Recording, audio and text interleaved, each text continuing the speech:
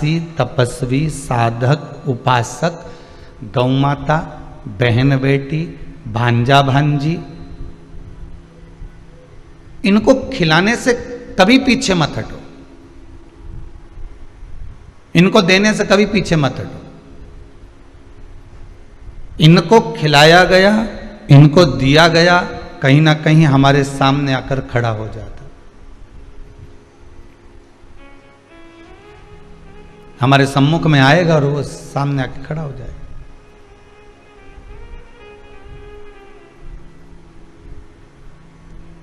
हमारा तो निवेदन रहा है इस व्यासपीठ से, आज फिर करते हैं। मंदिर में दीप लगाओ ना लगाओ, अगरबत्ती लगाओ ना लगाओ, फूल चढ़ाओ ना चढ़ाओ, बेलपत्र चढ़ाओ ना चढ़ाओ, पर शिव महापुराण की कथा कहती है कि किसी भूखे को भोजन जरूर कराओ।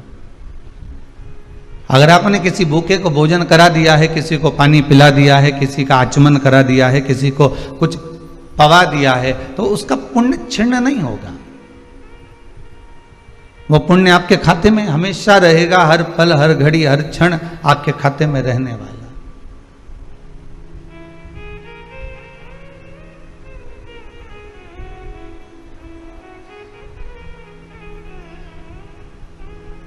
पुण्य की समाप्ति नहीं हो सकती। बस भोजन कराते समय, पानी पिलाते समय, चाय पिलाते समय, जो भी पदार्थ आप दे रहे हो उसको देते समय आपके भीतर अहंकार नहीं आना चाहिए, आपके भीतर अभिमान नहीं आना चाहिए।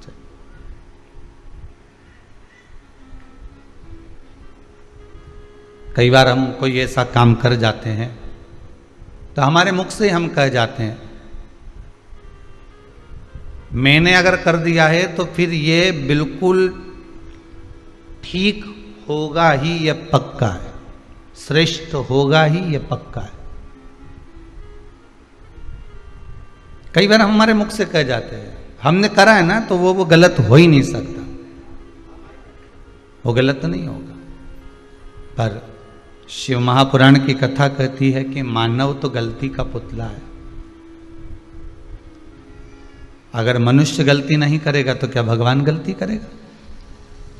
हमारे द्वारा हम अगर कोई गलत कार्य अच्छा भी कर रहे हैं, श्रेष्ठ भी कर रहे हैं, बहुत अच्छे से अच्छा करने का प्रयास कर रहे हैं, उसके बाद भी कुछ त्रुटि रह जाती है। संसार में आए हो तो त्रुटि तो रहना ही है, पर उस त्रुटि का बार बार भान क्यों करें हम? उस त्रुटि की जगह उस त्रुटि को सुधारने का प्रयास करें हम।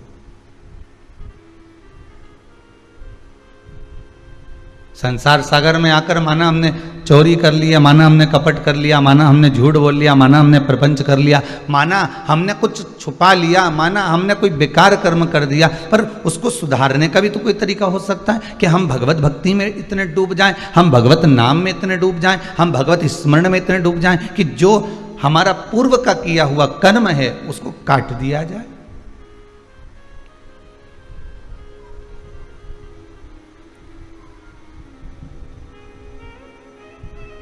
ये जो रुद्राक्ष का पौधा उत्पन्न हुआ शंकर भगवान के नयन के अश्रु से, तो किसी व्यक्ति के नयन में अश्रु ऐसे ही आ सकते हैं क्या? ऐसे आंसू आ जाएंगे अपने आप? आप बैठे हो और आंख में से आंसू टपकना चालू हो जाएंगे अपने आप ही? अरे या तो ऐसे टपकेंगे भी ना तो कोई हवा लग गई होगी, किसी का टल्ला लग गया होगा, कुछ सामान लग गया होगा, कोई वस्त्र लग गया होगा, तो आंसू गिर जाए तो बात दूसरी, आंखों से पानी आ जाए तो बात दूसरी।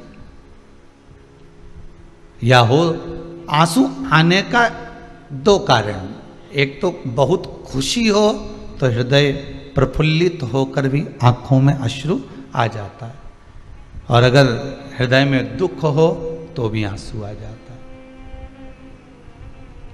तो भी नैनों से जल बह जाता है। हम इतने बार कथा को सुने, हर बार हमने कथा में सुना कि माता पार्वती के नयन अश्रु से बेलपत्री का पौधा उत्पन्न हुआ। बोलो सही है कि गलत है? आपने सुना ना कथा? शिव महापुराण में भी लिखा हुआ है, लिंग पुराण में भी वर्णन है, स्कंद पुराण में भी वर्णन है कि पार्वती जी के नयन अश्रु से, माँ जगत जननी के नयन अश्रु से बेलपत्री का पौधा हुआ, और शंकर भगवान के नैनश्रु से रुद्राक्ष का पौधा हुआ। तो अब ये विचार करा जाए कि शंकर भगवान को ऐसी कौन सी विपदा पड़ गई थी, शंकर भगवान को ऐसी कौन सी प्रसन्नता मिल गई थी, शंकर भगवान को क्या प्राप्त हो गया था जो शंकर भगवान के नैनों से अश्रु गिरा।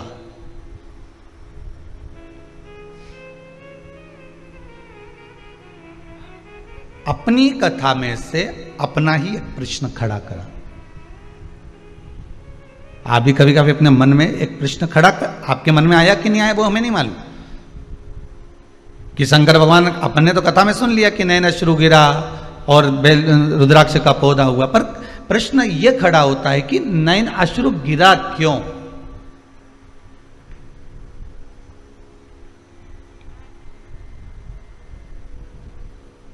नैनों से आंसू, यहाँ यशोदा मैया की जो माता जी हैं पाटला देवी, इनकी आंखों से आंसू गिर रहा था। क्यों गिर रहा था? क्योंकि उनकी बेटी के घर में बच्चे नहीं थे।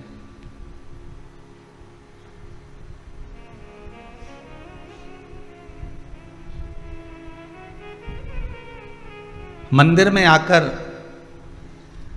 गुरु के दरवाजे पर जाकर, जिससे बहुत विश्वास जोड़कर बैठे हो, उस परमात्मा के चरणों में जाकर व्यक्ति रोना नहीं चाहता तो भी उसकी आंखों से अश्रु निकल जाते। हमने इस कुबेरेश्वर धाम में भी कईयों को देखा है, वो बोल ही नहीं पाते और उनके मुख से कोई शब्द नहीं निकलता, पर आंसू सब कह जाते हैं, अश्रु सब बोल जाते हैं कि क्या कहना चाहते हो, क्या कहना चाह रहे हो। आपके नैनों के अश्रु बोल जाते हैं।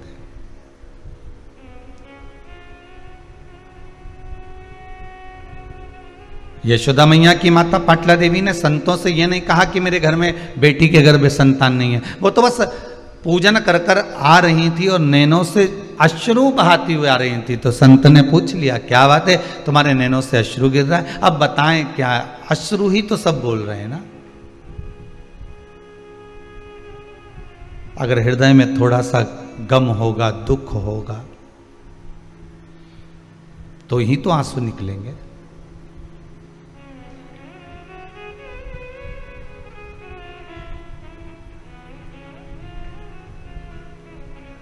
संत बोले,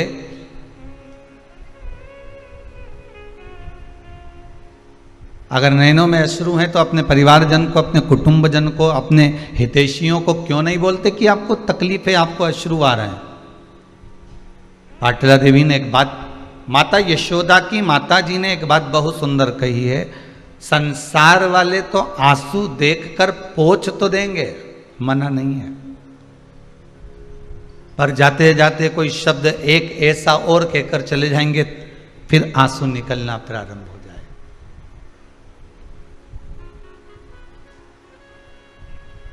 तुम तो नदी के किनारे पर खड़े थे, तुम तो तालाब के किनारे पर खड़े हो, नदी के किनारे पर खड़े हो, आप तो कुआं और बावड़ी के पास में खड़े हो।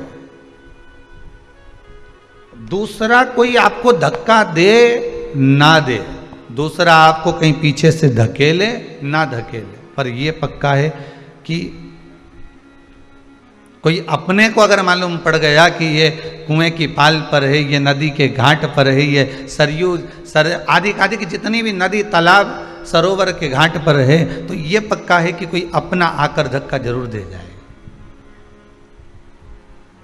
पर यदि देवाधिदेव महादेव में अगर ये मन लगा हुआ है, ये चित्त वृत्ति हम भगवान में लगाकर बैठे हैं, राम में, कृष्ण में, शिव में, भवानी में, जगदम्बा में, दत्त में, आपकी चित्त वृत्ति अगर परमात्मा में लगी है तो धक्का देने वाला भले धक्का दे, पर अगर भगवान का स्मरण कर कर अगर हम गिर भी गए पानी में, तो ये पक्का है कि जिसका हम स्मरण कर रहे होते हैं वही हमें हाथ में झेल कर उस तालाब से, उस नदी से बाहर निकाल देता है, जिसका हम स्मरण कर रहे होते हैं, जिसकी भक्ति में हम रमे हुए होते हैं।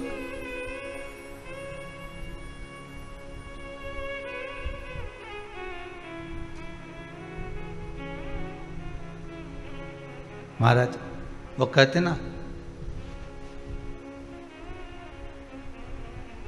ले ले हरि का नाम नहीं, यही एक तरने का उपाय है, यही है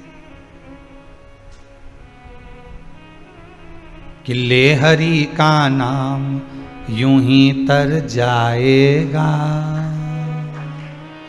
केवल भगवान के नाम से कलियुग केवल नाम आधारा, ले हरि का नाम यूं ही तर जाएगा। धन दौलत और माल धरा रह जाएगा। संपूर्ण साधन जितने भी रखे हुए हैं, संपूर्ण व्यवस्थाएं जितनी रखी हुई है, ये सब रह जाने वाली है, पर जो साथ जाने वाला है वो भगवान का नाम, इसके सिवाय कुछ भी नहीं। और हमने करा भी क्या, वस्तु तो बटोरी, नाम छोड़ दिया। सवेरे सवेरे से एक ही काम करते हैं, भैया राम राम। किसी ने पूछा कहां जा रहे हो, काम पर। काम हमने अपने पास रख लिया, राम तुम रख लो, जाओ।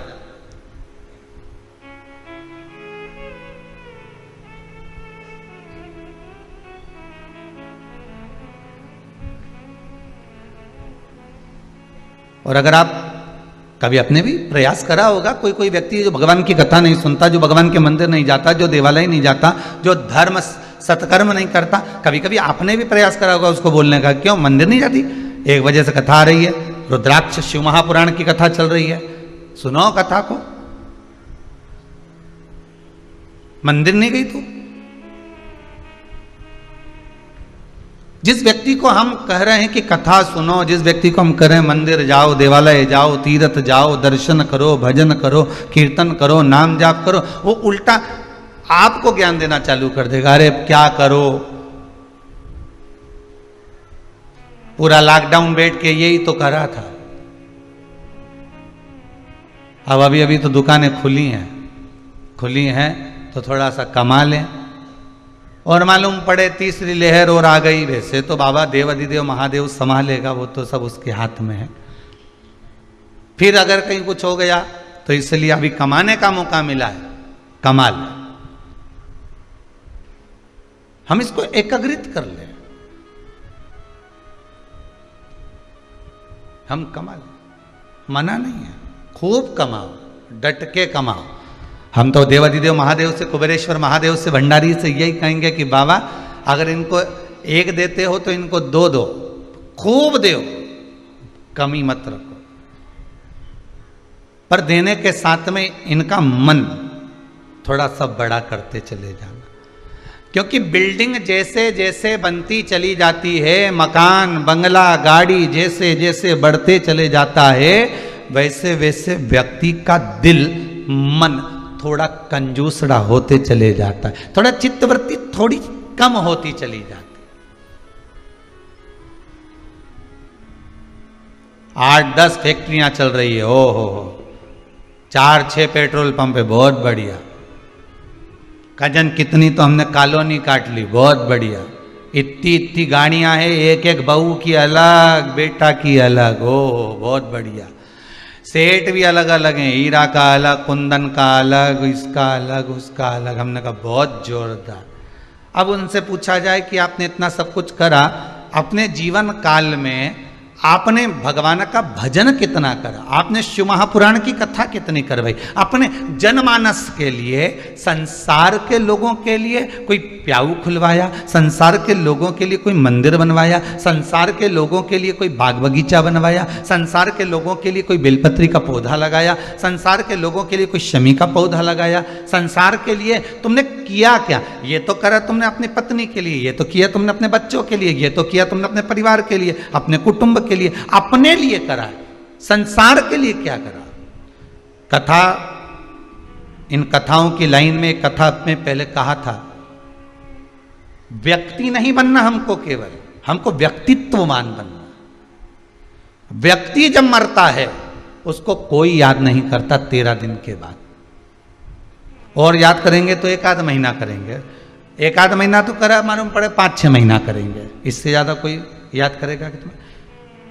कथा में कहा था पहले भी कि हमें व्यक्ति बनकर नहीं जाना, हमको व्यक्तित्ववान बनकर जाना।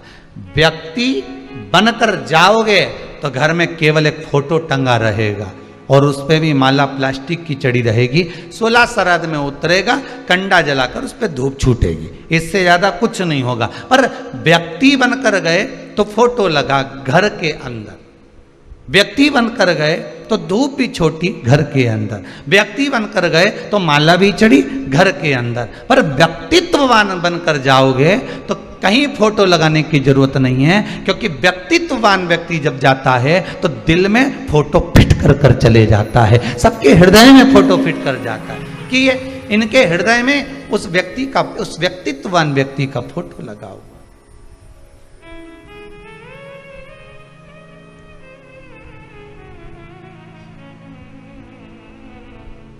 मैं धन्यवाद दूंगा श्री घनश्याम दास जी, श्रीमती उषा जी गांधी, खामगांव महाराष्ट्र को, कि धन का सही उपयोग यही है और मन का भी सही उपयोग यही है। और जितने पूर्वजों के आपने नाम लिखे हैं, मैं तो कहूंगा ये उन्हीं का आशीर्वाद है, उन पूर्वजों का ही, जो आप खामगांव से ऑनलाइन शिव महापुराण की कथा को करवा रहे हो, महाराष्ट्र से।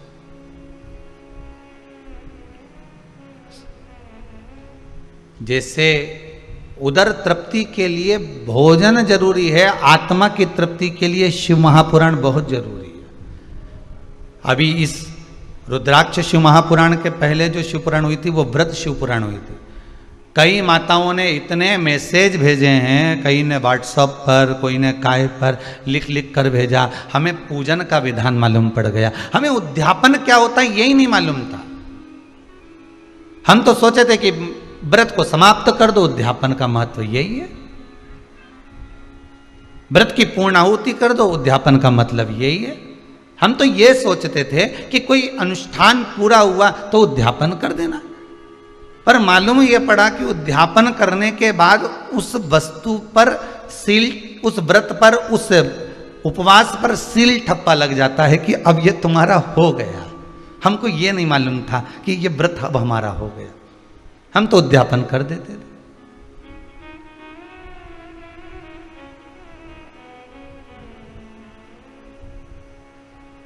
जितने वर्ष की शिवपुराण को उठाना है, एक एक वर्ष की शिवपुराण हमारे यहाँ यूट्यूब पर डली होगी, हमारे चैनल पर डली होगी, उठा उठा कर आप सुनते जाना। प्रत्येक शिव पुराण में आपको कुछ ना कुछ सीखने को मिलेगा,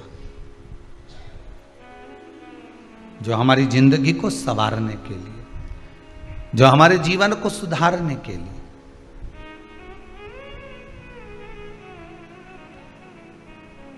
केवल माला लेकर बैठे रहे, 2 घंटा 4 घंटा तक जपते रहे, इससे परमात्मा की प्राप्ति का साधन नहीं।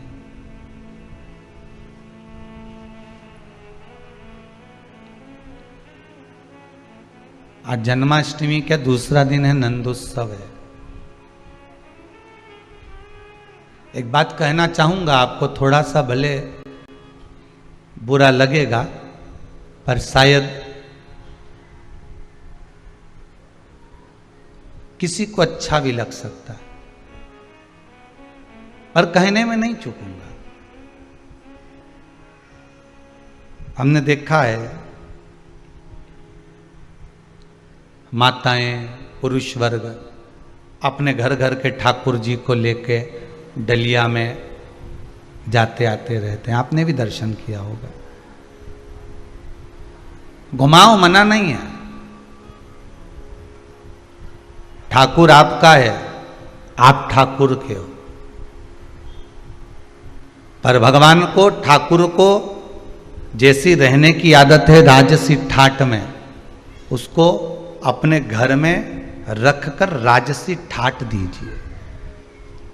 डलिया में लेकर यहाँ चले गए, वहाँ चले गए, यहाँ रख दिया, वहाँ रख दिया, तो कहते हैं हमारा पुत्र है, हमारा बेटा है, हम उसको परिवार का अंग समझते हैं, हम परिवार का एक व्यक्ति समझते हैं।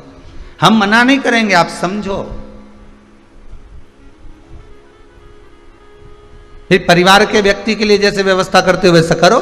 जैसे पति तुम्हारा जब मायके आता है, तुम्हारे मायके में तुम्हारा पति आता है तुमको लेने के लिए, तो बोलो व्यवस्था करती हो कि नहीं करती? मम्मी आज वो आ रहे हैं, खसखस का हलवा बना लेना। मम्मी आज वो आ रहे हैं, उनको दाल बाटी पसंद है, बना लेना। मम्मी आज वो आ रहे हैं, ऐसा काम करना कि सुबह पोहा बना लेना, शाम को आलू बड़ा बना लेना, और सुनो सुबह सुबह का भोजन ऐसा बना लेना। बोलो करवाते हो कि नहीं करवाते? तुम्हारे ससुराल वाले तुम्हारे मायके में जब आते हैं तो तुम कितनी व्यवस्था करते हो, और ठाकुर जी को लेकर तुम यहां वहां चले जाते हो, घूमते रहते हो, तो वो ठीक नहीं। भगवान को अपने हृदय के साथ में उसको राजसी ठाट दीजिए। वृंदावन में रहे तो ब्रज के राजा बनकर रहे हैं मेरे ठाकुर, और द्वारका में रहे तो द्वारका के राजा बनकर रहे हैं मेरे ठाकुर।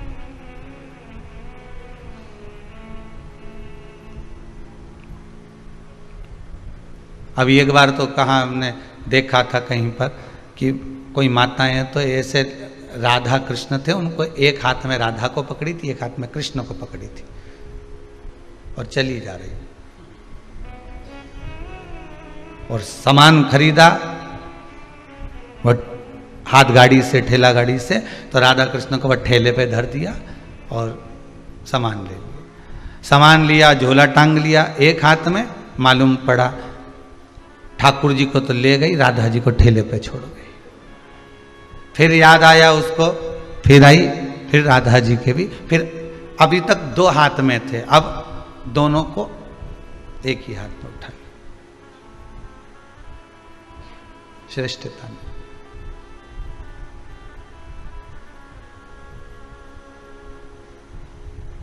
अगर हम ही हमारे ठाकुर को इस तरह से रखेंगे तो जनमानस क्या सोचेगा? आपकी भक्ति है, इस व्यासपीठ से आपकी भक्ति को मैं नमन करता हूं।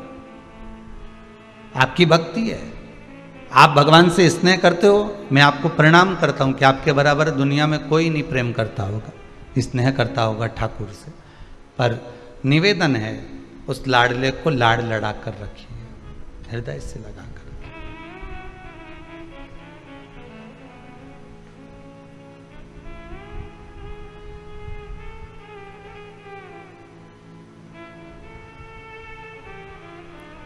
और चित्त वृत्ति में अगर वो समाया है तो फिर क्या सोचा? किसी एक माता जी ने पूछा था क्या शंकर भगवान का शिवलिंग घर में रखना जरूरी है? मेरा पति कह रहा है कि शिवलिंग नहीं रखूंगा, मैं कह रही हूं कि मैंने शिव पुराण सुनी है तो शिवलिंग घर में रखूंगी। बहू भी मेरा साथ दे रही है, बेटा भी मेरा साथ दे रहा है, पर मेरा पति मना कर रहा है। तो हमने उस माता जी से एक ही बात लिखकर भेजी कि आपसे निवेदन है कि अगर आपका पति मना कर रहा है शिवलिंग रखने को तो मत रखो। हृदय में तो शिव है ना,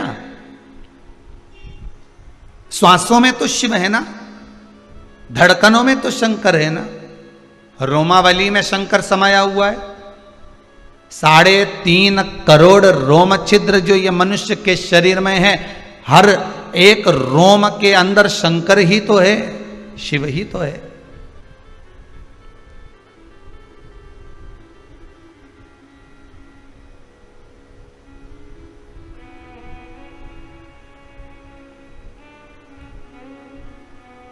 हम नर्मदा जी नहाने गए थे, वहां से शंकर जी लेके आए, इतने बड़े शंकर जी हैं। गुरु जी बताओ कहां रखे? हमने कहा लाने का कौन ने बोला था तेरे को? वो इतने बड़े लेके आई है तो कोई मंदिर की लाई होगी ना? नहीं, वो तो सब ले जा रहे थे तो हमने कहा हम भी ले चले। अच्छा, शिव पुराण कह रही है एक छोटा सा, छोटा मात्र एक तिल बराबर का भी अगर कंकर है तो वो शंकर है। आप उसमें तो भगवान का दर्शन करिए, आप उसमें तो भगवान का दीदार करिए।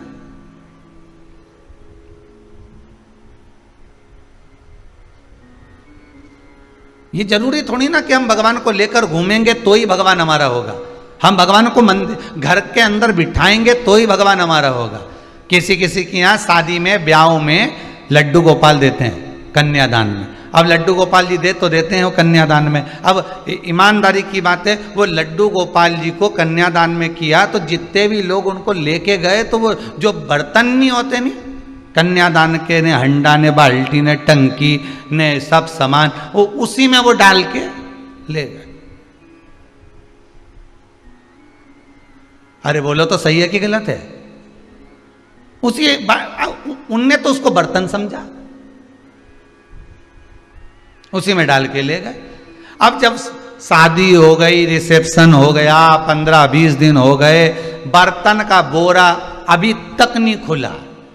1-1.5 महीना बाद जब बर्तन का बोरा, और अभी भी सास ने कह दिया पड़े रहने दो, इतने तो बर्तन पड़े करेंगे का। तब बहू ने कहा हो सकता हमारी मम्मी ने हमको भगवान दिए तो इसमें पड़े होंगे, जरा देख लो ना, मतलब पड़े होंगे, रखे होंगे नहीं, पड़े होंगे, जरा देखो। फिर बर्तन निकाले, उसमें से भगवान निकले।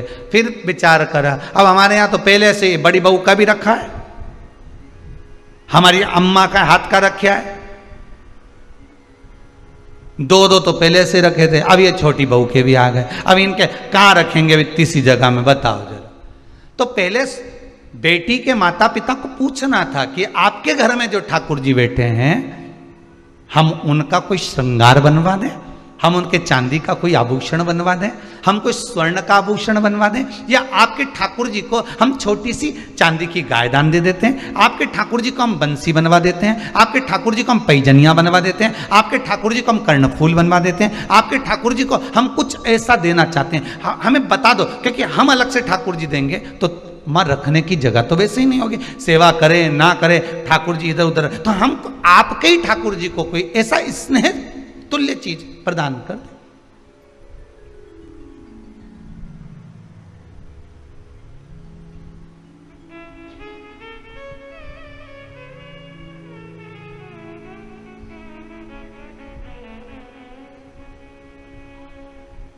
लोग वो बकरी की चाल, भेड़ चाल बोलते हैं ना, ऐसे चलते हैं। पहले क्या होता था, जब बुलावा होता था किसी के यहाँ शादी हो, मंडप हो, ब्याह हो, तो उसमें जो गिफ्ट आइटम बंटते थे ना, तो एक जैसा इन्होंने पानदान बांटा, तो पानदान ही चलेगा। एक जगह की शादी में गए वहाँ पे भी पानदान मिल गया, दूसरे की शादी में गए वहाँ भी पानदान मिल गया, तीसरे की शादी में गए वहाँ भी पानदान मिल गया, चौथे के यहाँ गए वहाँ भी पानदान मिल गया। इतना पानदान घर में इकट्ठा हो गया और अभी तक पेटी में पड़ा है। कई कई का तो काला पड़ गया। अब निकाल लूंगी दिवाली पे जब ये बेकार हो जाएगा। अब वो ही इतना चल रहा है कि वो निकालने का फुर्सत ही नहीं मिल रही है।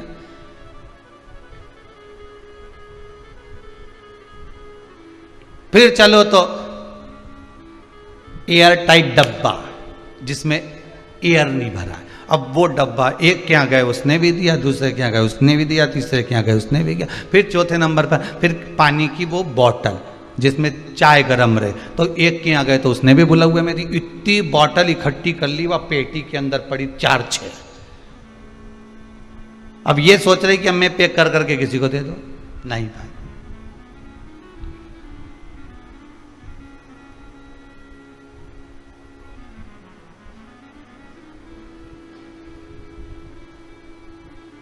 उसको जो अच्छा लगता है वो आप दीजिए। शिव महापुराण की कथा कहती है जो ईश्वर को अच्छा लगे, भगवान को जो अच्छा लगे आप उसको वो दो। भगवान को क्या अच्छा लगता है? भगवान को आपका धन अच्छा लगता है, दौलत संपदा? भगवान को आपकी प्रॉपर्टी अच्छी लगती है? नहीं। भगवान को आपका सोना चांदी हीरा पन्ना कुछ भी अच्छा नहीं लगता। भगवान कहते हैं ये तो सब मेरे चरणों की धूल है। तुम मेरे पास में आते हो, आते ही काय को मेरे चरणारविंद की रज लेने के लिए। रज मतलब भगवान के चरणों का थोड़ी सी धूल अगर मिल जाएगी तो जीवन सार्थक।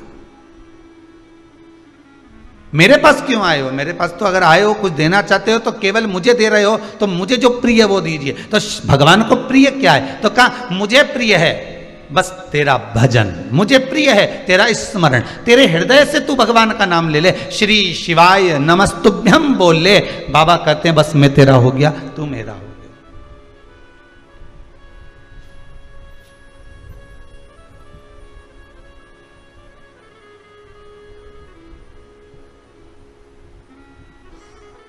भोले तेरे चरणों की। फिर किसी साधु को, किसी सन्यासी को, किसी तपस्वी, किसी साधक, किसी उपासक को दिया जाए, जिसने अपना घर परिवार सब छोड़ दिया। रुद्राक्ष शिव महापुराण की कथा चल रही है। भगवान के आंख से आंसू क्यों गिरा, बात वहां पहुंचना। तब रुद्राक्ष का पौधा उत्पन्न होगा, तब जाके रुद्राक्ष उत्पन्न होंगे, एक मुखी से लेके 14 मुखी तक। फिर उसका वृत्तांत वर्णन कई कई जगह पर देखने को मिलता है कि इतना बड़ा रुद्राक्ष, उस पर शेषनाग भी बना है, उस पर शिवलिंग भी बना है। तो ये हमको दिया था, बहुत महंगा लेकर आए। तो ये रुद्राक्ष पर शिवलिंग नहीं होता, शिवलिंग की आकृति शंकर खुद अपने आप बनाता है। उसको घिसकर या सांप को छीलकर या बनाकर ये नहीं बेचा।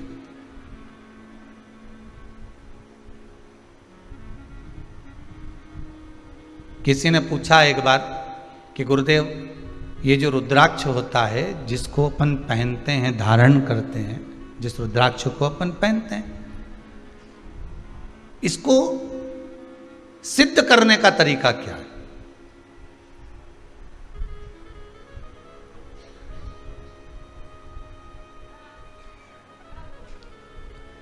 अच्छा, सिद्ध नकली भी हो जाता है और सिद्ध असली भी हो जाता है। अब इसको भी समझ लेना जरा अच्छी तरह से। प्लास्टिक का जो रुद्राक्ष होता है, नकली जो रुद्राक्ष होता है, सिद्ध वो भी किया जाता है, लोग सिद्ध करते ही हैं उसको। और असली का जो रुद्राक्ष होता है उसको भी सिद्ध करते हैं। तो कहा महाराज जी दोनों में अंतर क्या है? तो शिव महापुराण की कथा कहती है, रुद्राक्ष शिव महापुराण की कथा कहती है कि नकली और असली में एक अंतर जरूर है कि असली रुद्राक्ष अपना काम मात्र सिद्ध होते ही चालू कर देता, और नकली रुद्राक्ष आप 50 बार उसको अभिषेक में रख लिए, 50 बार आपने अनुष्ठान कर लिया, 50 बार आपने व्यवस्था कर ली, 50 बार आपने उसको रिझाना चाहा, उसके बाद भी वो सिद्ध नहीं हो पा रहा। 4 दिन अगर उसने अपना असर दिखा दिया तो 5वें दिन वापस वो डाउन हो जाएगा। ये नकली है। और असली एक बार अगर आपने धारण कर लिया, असली रुद्राक्ष को अगर आपने एक बार पहन लिया, असली रुद्राक्ष को अगर आपने अपनी जिंदगी में एक बार उतार लिया, असली रुद्राक्ष का पानी अगर आपने पी लिया, थोड़ा सा भी आचमन कर लिया, तो बीमारी तो दूर होना ही है।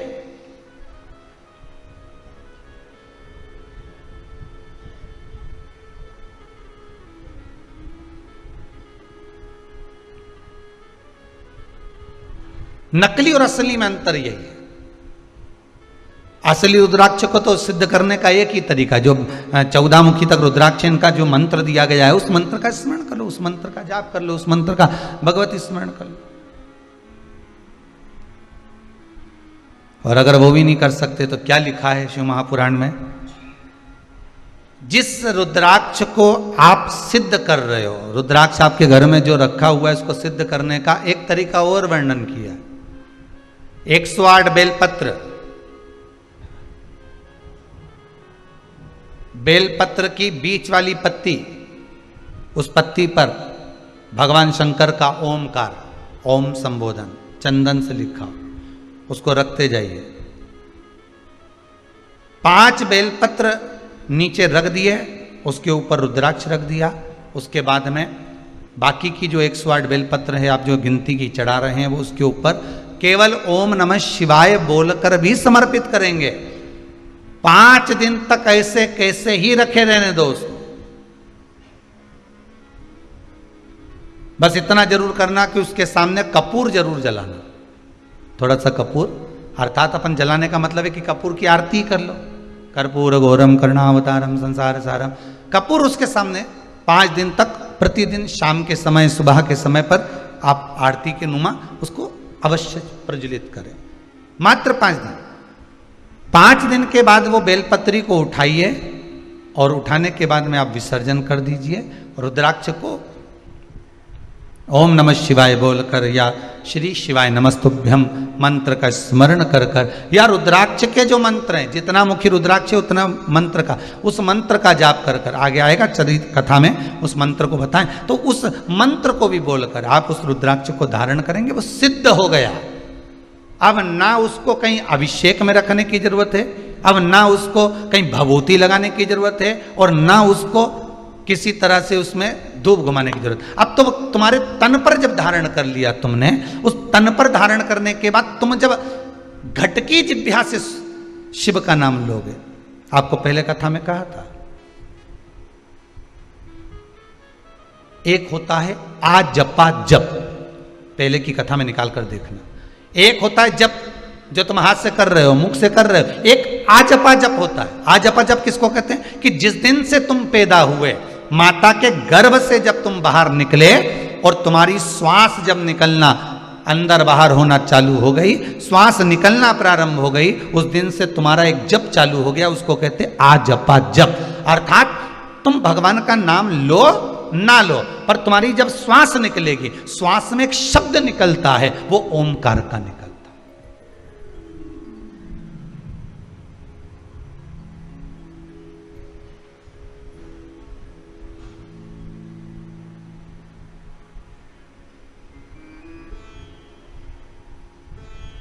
अब एक बार कथा में कह दिया कि ये श्वास निकली है तो इसमें शब्द भगवान का निकला है, तो कहे रात को जो सोते हैं और घुर्राटा भरते हैं उनका क्या होगा? है? रात को सोए और घुर्राटा भर रहा है, तो वो भी तो श्वास निकल रही है। तो हमारा निवेदन है, कभी कभी शंकर भगवान रुद्र रूप भी ले लेते हैं, ये तो रूप पर आधारित है, कभी कभी शिव रुद्र रूप में भी।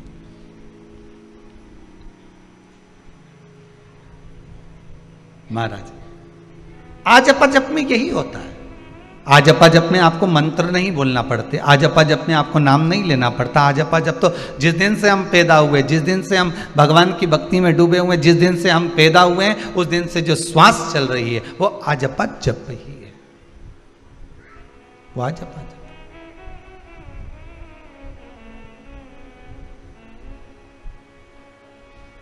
श्वास श्वास में ओम रटो, वृथा जन्म मत खोए, ना जाने इस श्वास का फिर आवन होए ना होए। इसलिए जप लो।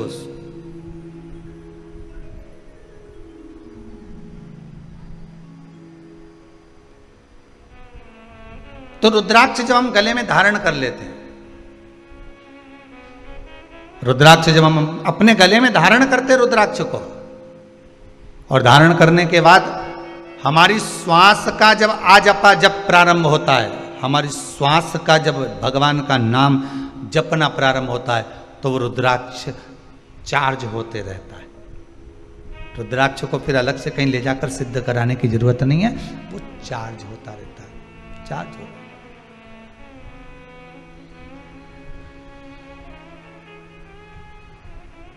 फिर उसको सिद्ध कराने की कहीं जरूरत नहीं पड़ेगी, फिर वो चार्ज हो रहा है अपने आप, अपने आप चल रहा है। घी की कटोरी में रख दिया, उससे भी सिद्ध होता है रुद्राक्ष। घी के पात्र में रखने के बाद भी रुद्राक्ष की सिद्धता आ जाती है, पहले भी कथा में कहा। पर कथा चल रही है कि यहां यशोदा मैया जो आंख से आंसू बहाई हैं, तो संत ने आकर कह दिया कि तुम मत रो, तुम्हारे नैनों में जो जल भरा हुआ है रुकिए, शिव है।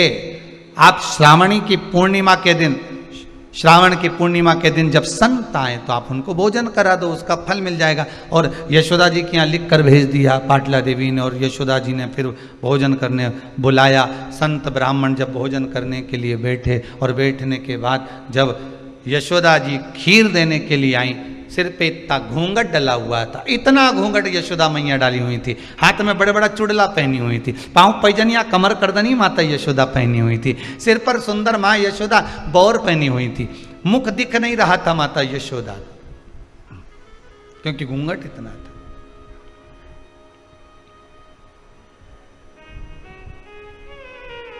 पहले की माताएं करती थी इतना घूंघट? पहले चलता था इतना घूंघट, अब तो धीरे धीरे धीरे धीरे धीरे यहाँ से यहाँ गया, यहाँ से यहाँ गया, यहाँ से यहाँ गया।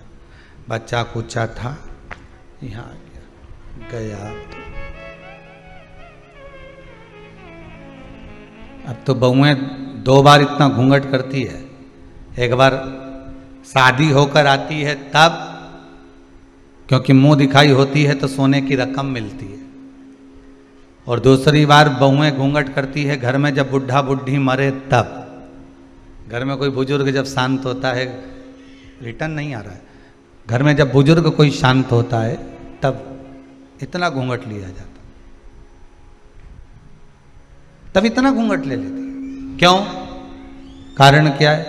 क्योंकि आंख में से एक भी आंसू तो गिरना नहीं है, बस घूंघट रखकर नई नई डिजाइन में चिल्लाना है। डीले कम करो, नई डिजाइन में चिल्लाना। अब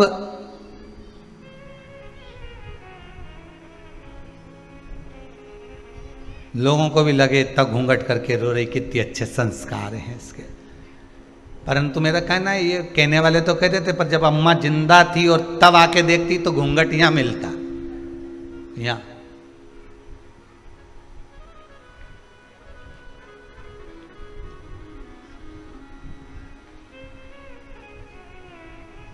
कभी कभी रोने का तरीका भी बदल जाता है।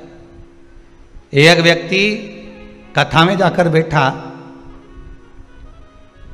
और बैठते से ही जो रोना चालू करा उसने, तो महाराज जी भी चक्कर में पड़ गए कि मैंने रोने की कोई कथा ही नहीं बाची, जब उन्होंने रोने का कुछ बोला ही नहीं तो ये रो क्यों रिया आखिर। और 1 घंटा हुए तो रो ले, यहाँ तो 3 घंटा लगातार रोए जाए रोए जाए रोए जाए रोए जाए।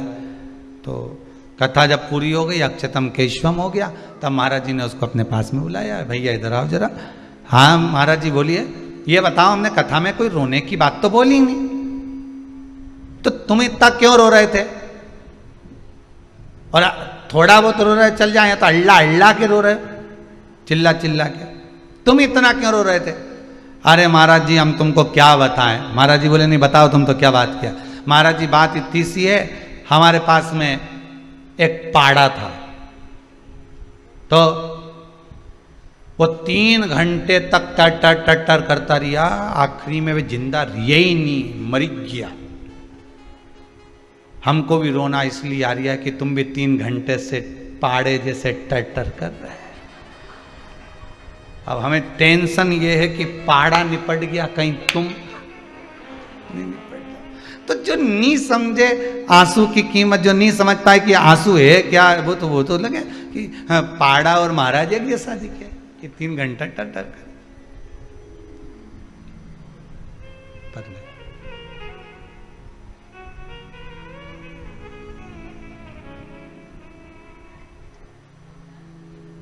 अश्रु की कीमत बड़ी है, आंसुओं की कीमत बहुत है। हम तो कहेंगे इसको व्यर्थ भी मत जाने दो।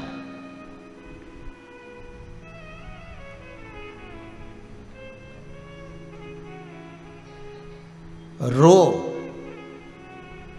तो उस परमात्मा के लिए रो, संसार के मनुष्य के लिए रोना उत्तम नहीं है।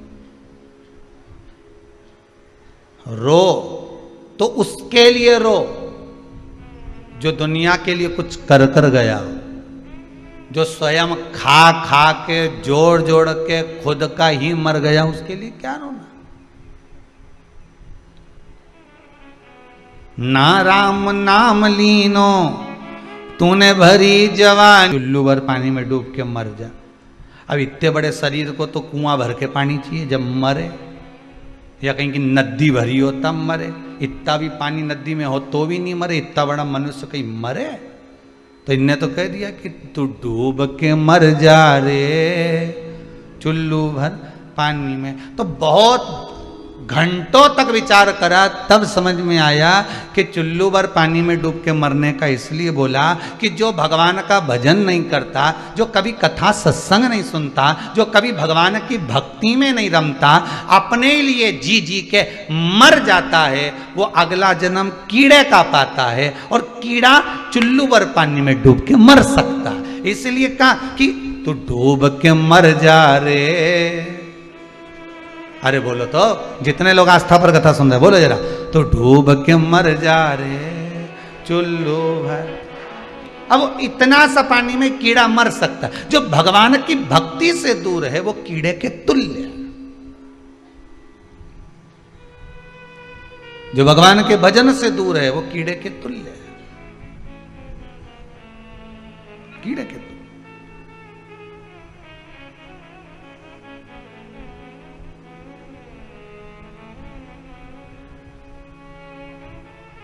व्यक्ति भगवान के करीब में कब आता है? समय बताइए। व्यक्ति भगवान के करीब में कब आता है? जब सारी दुनिया से ठोकर खा लेता है, सारी दुनिया कि देख लिया संसार हमने, देख लिया, देख लिया संसार हमने, देख लिया, देख लिया संसार हमने, देख लिया, देख लिया संसार हमने, देख लिया, सब मतलब के यार हमने देख लिया, सब मतलब के यार हमने देख लिया, देख लिया संसार हमने, देख लिया, देख लिया संसार हमने, देख लिया, देख लिया संसार हमने, देख लिया, देख लिया संसार हमने, देख लिया, धन निरोगी धन है जब जेब में है तेरे माया, धन निरोग धन जेब में जग तक, धन निरोग धन जेब में जब तक, धन निरोग धन जेब में जब तक, मन से सेवा करोगे जब तक, मन से सेवा करोगे जब तक, मानेगा परिवार हमने देख लिया, मानेगा परिवार हमने देख लिया, सब मतलब के यार हमने देख लिया, सब मतलब के यार हमने देख लिया, अरे देख लिया संसार हमने, देख लिया, देख लिया संसार हमने, देख लिया, ये संपूर्ण संसार में जितने नजर आ रहे हैं आपको अपने दिखते हैं, पर शिव पुराण कहती है ये सब पूर्व के कर्म के हिस्सेदार, ये पूर्व के कर्म के हिस्सेदार।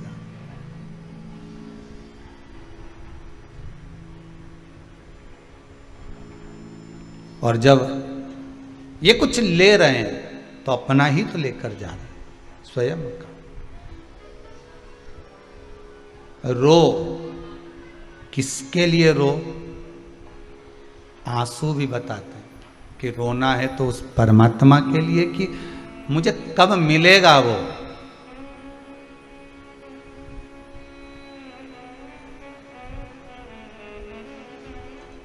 कब मिलेगा? सुन लो मेरे श्याम सलोना, तुमने ही मुझे पर कर दिया टोना, कर दिया टोना, मेरी अखियां तुम्हीं से लड़ी, बिहारी जी में कब से खड़ी तेरी अखियां हैं जादू भरी, बिहारी जी में कब से। बस रुदन हो तो उस परमात्मा से एक बार मिलने का हो, एक बार उससे मिलन हो जाए बस। कई लोग, अभी तो लॉकडाउन चल रहा है, तो लॉकडाउन के चलते कुबेरेश्वर धाम पर अभी किसी को आने का तो वर्णन नहीं करते, पर कई लोग आ भी जाते हैं। और आ जाते हैं तो उनके कईयों के नैनों में जब जल रहता है तो पूछने में आ जाता है, क्यों रो रहे हो, कोई दुख है क्या आपको? नहीं। शरीर में कोई कष्ट है क्या आपको? नहीं। फिर क्या हुआ जो नैनों से जल बहा रहे हो? बस 2 साल से कथा सुन रहे थे, कब से मन में लगी थी कि जाना है, बस इस भूमि पर पांव पड़ गया तो नैनों में अश्रु भर गए। ये खुशी के हैं, उससे मिलन की आस थी और वो परमात्मा मिला। और हम तो कहेंगे बाबा विश्वनाथ से प्रार्थना करेंगे, जैसे कुबेरेश्वर धाम में आने वालों को आप मिल जाते हो और वो खुश हो जाते हैं, ऐसा ही एक बार कभी स्वयं उनके घर पहुंचकर भी मिल जाओ कि मैं आया हूं तेरे दरवाजे पर, मैं तेरी चौखट पर।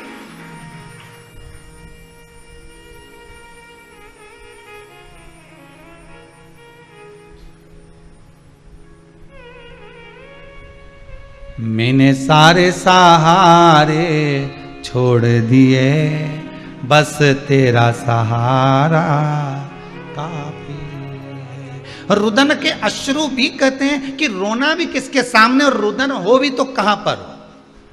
हर किसी के सामने रोना भी मत ही, लोग तो फायदा उठाएंगे। ओ सोचेंगे कमजोर है, डर रहा है, नैनों से जल बह रहा है। जो अश्रु की कीमत जाने उसके सम्मुख में रो। यशोदा जी रोई थी संतों के सामने, तो श्रावणी करने वाले ब्राह्मण जब भोजन करने के लिए आए, यशोदा जी इतना घूंघट कर कर जो भोजन परोस रही हैं, और ब्राह्मणों ने देख लिया कि ये नंद बाबा की दाढ़ी सफेद, बाल सफेद, और ये नंद बाबा के छोरे की पत्नी दिखे।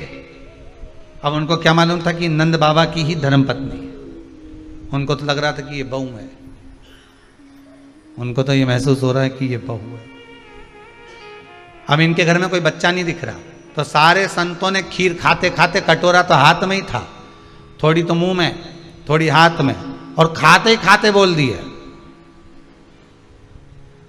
एक दूसरे को कोनी मारे, इनके घर में औलाद नहीं दिख रही, ये बहू अकेली दिख रही है नंद बाबा की, पर इनका नंद बाबा कोई पोता पोती नहीं दिख रहा। अब इनका छोरा हो तो पोता हो,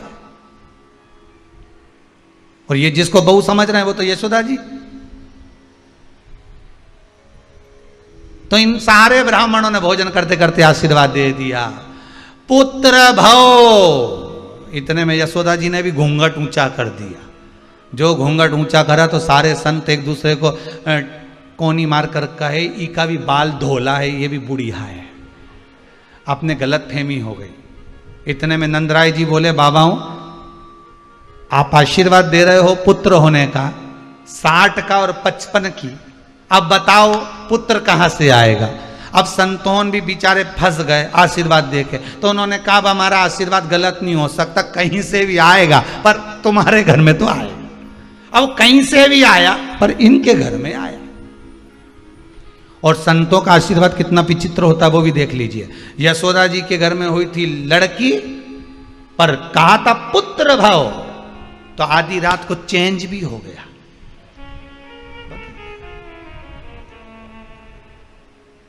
चमत्कार सा हो गया, लोगों हो गई बात निराली।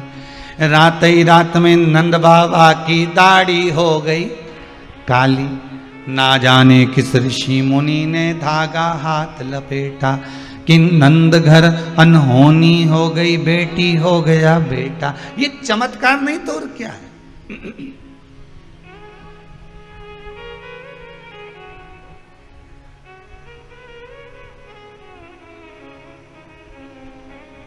ये आनंद नहीं तो और क्या। पाटला देवी के अश्रु की कीमत संत ने जान ली। संत, साधु, सन्यासी, तपस्वी, साधक, उपासक, गुरुजन, कोई सतगुरु ऐसा मिल जाए जो आपके अश्रुओं की कीमत जान जाए। और वो सतगुरु कोई दूसरा नहीं होता, वो सतगुरु केवल एक ही है, शिव गुरु। कौन सा गुरु है? जम के बोलो जरा, शिव गुरु। जिसका कोई गुरु नहीं, उसका गुरु शंकर, उसका गुरु शिव। आंसुओं की कीमत वही जान सकता है, शिव गुरु। क्यों रो रही है? चोर आकर रोया, कुबेर बना दिया।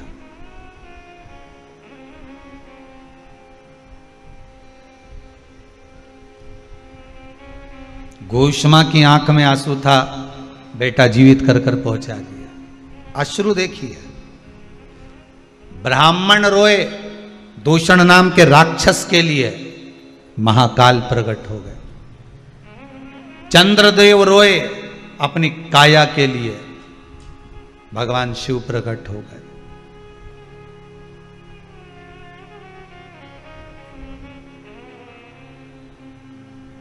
ब्राह्मणों ने तप साधना करी, दारुक नाम के राक्षस को मारने के लिए शिव प्रकट हो गए। असुरों की कीमत कोई नहीं जान सकता, केवल शंकर के सिवा। आंसू बहाने वाला आंसू पोंछ सकता है।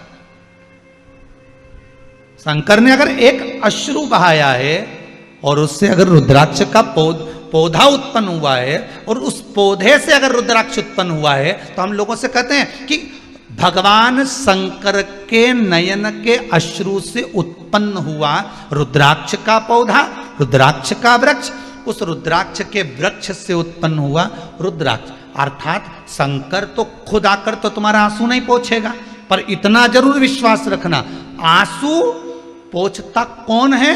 जो आंसू बहा चुका होता है, जिसने हृदय से छुआ होता है। वो कहते हैं ना, दिल की गाथा दिल वाला ही जाने, हृदय की गाथा हृदय वाला ही जानता। जिसके हृदय को ठेस पहुंची होगी, दूसरे के हृदय को ठेस पहुंचने वाले की वाणी को वो समझ जाएगा, जान जाएगा। शंकर भगवान को कितनी हृदय में ठेस पहुंची होगी वो भी देख लीजिए जरा। उमा चली गई, सती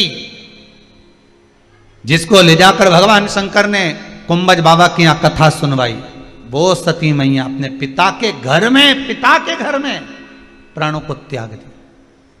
विचार करिए कितना दुख होगा। सग्गा ससुर अपमान कर रहा है, कितना दुख होगा, जरा विचार करिए। जिसका हृदय भीतर से रोया होगा, वही सामने के रोने वाले के आंसू पोंछ सकेगा। शंकर जी के नैन अश्रु से उत्पन्न हुआ है रुद्राक्ष का पौधा, रुद्राक्ष के पौधे पर उत्पन्न हुआ है रुद्राक्ष। रुद्राक्ष अगर आपने धारण कर रखा है, तो क्या वो आपको रोने देगा? जम के बोलिए जरा, रोने देगा? नहीं, क्योंकि रोने वाला जो पूर्व में रो चुका है, जिसकी अश्रु गिरे हैं, वो ही पहुंच सकता है आपके आंसुओं, आपके आंसुओं को वही पहुंच सकता।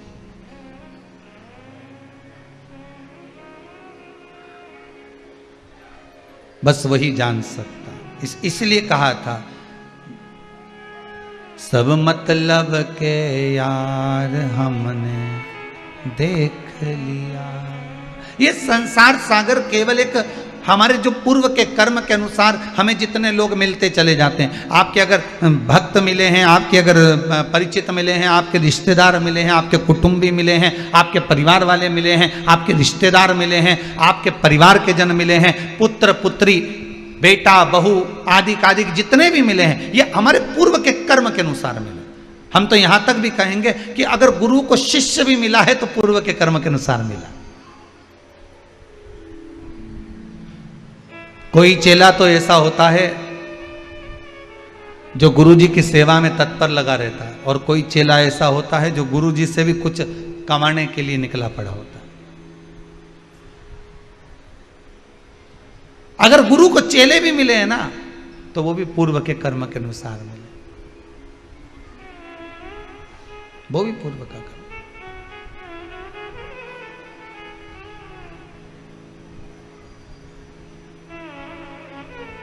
रुद्राक्ष बहुत छोटा है, एक बड़ा मन का भी होता है, इतना बड़ा।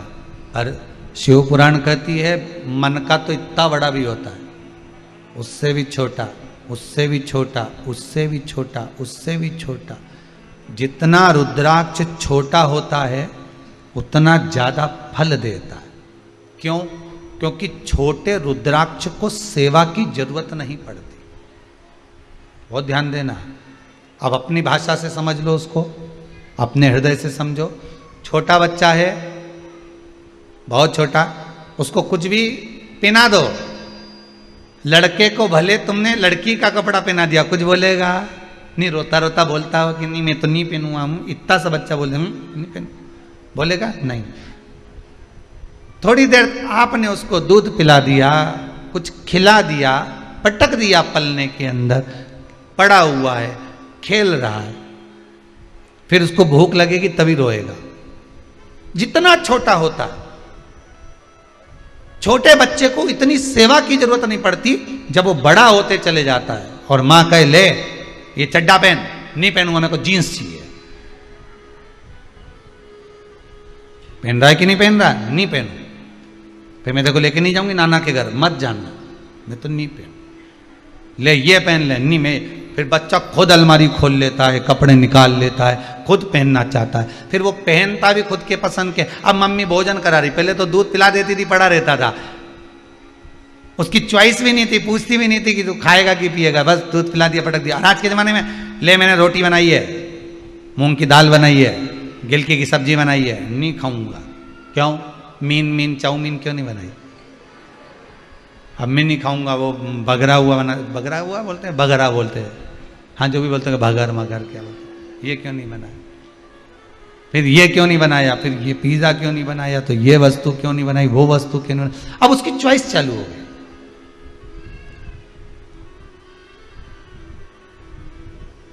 कितना समय उसका केवल चुनने में निकल जा रहा है, केवल चुनने। कितना समय निकल। और बड़ा हुआ, फिर कॉलेज चुना, कौन से कॉलेज में पढ़ना, और बड़ा हुआ, फिर नौकरी चुनी, और बड़ा हुआ, फिर कन्या चुनी। उसके बाद कुछ चुनने के लायक नहीं बचा, चुनौतियां सामने खड़ी हो गई, फिर कुछ नहीं चुन रहा है वो। पर पूरी जिंदगी में उसने बचपन में से लेकर जवानी तक, जवानी से लेकर ब्याह तक, ब्याह से अधेड़ी तक, अधेड़ी तक भी वो चुनता रहा। पर उसने चुनने में एक चीज नहीं चुनी कि मुझे देव अधिदेव महादेव को चुनना है। अगर वो मिल गया तो ये सारी चुनौतियां अपने आप हट जाएगी। बस शिव तत्व मुझे मिल जाए, एक बार शंकर मेरा हो जाए, एक बार ओघड़ी मेरा हो जाए।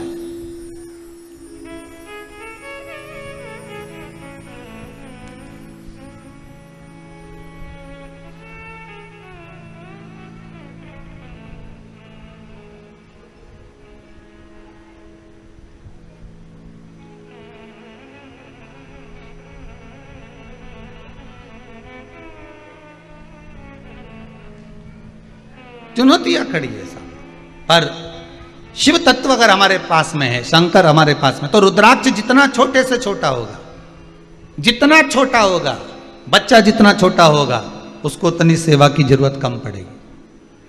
बस ये है, छोटा होता है तो संभालना ज्यादा पड़ता है। बोलो सही है कि गलत है? छोटा है तो उसको संभालना पड़ेगा।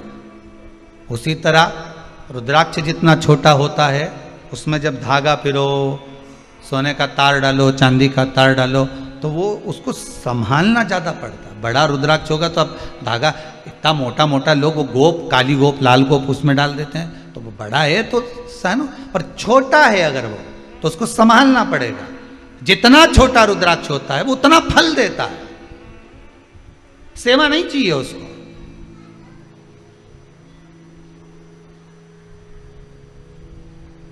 उसको सेवा की बहुत कम जरूरत पड़ती है।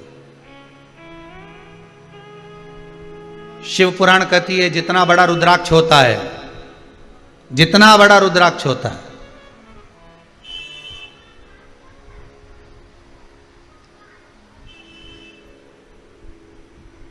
कल हम प्रयास करेंगे। एक भगत ने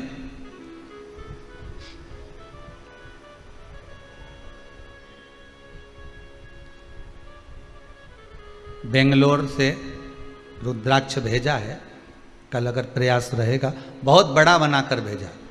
शायद इतना बड़ा रुद्राक्ष का दर्शन आप करें कि ना करें पता नहीं, पर प्रयास करेंगे आस्था चैनल के माध्यम से उस रुद्राक्ष का हम आपको दर्शन कराएंगे। एक बड़ा सा रुद्राक्ष उसने पेंडल बनाकर भेजा है भक्त ने कि गुरुदेव धारण करें।